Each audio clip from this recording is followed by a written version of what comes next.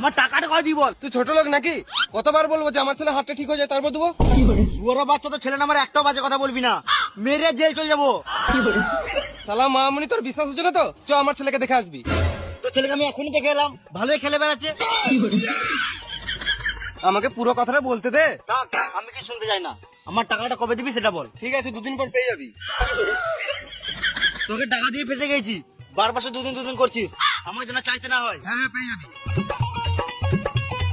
আরে একে টাকাটা না দিয়ে ব্যাংকের এলে এতদিনে 5-10 টাকা সুদ পেতাম।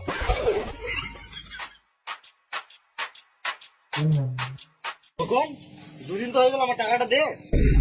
ও তোর টাকাটা না, আমি তো বলেছিলাম 2 দিন পর দেবো।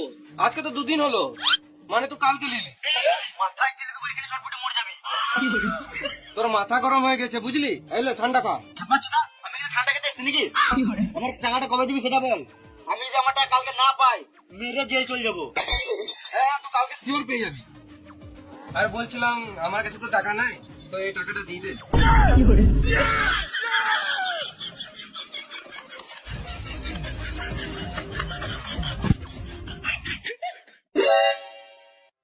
কখন আমার টাকাটা দে। 2 দিন দাঁড়া, ফোন বিচে দিয়ে দিবো।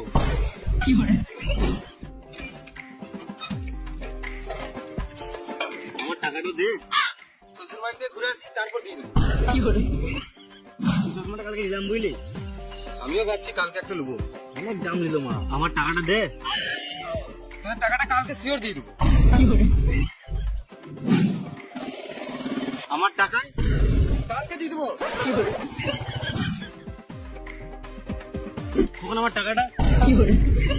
ও তোর টাকাটা না, কালকে সকালে শিওর দিয়ে দেবো। তুই একবার রাতে ফোন করে মনে করে দিস। ঠিক আছে। আরে এতদিন পর আমার টাকাটা কম মনে আছে, আমার তো রাতে ঘুমিয়ে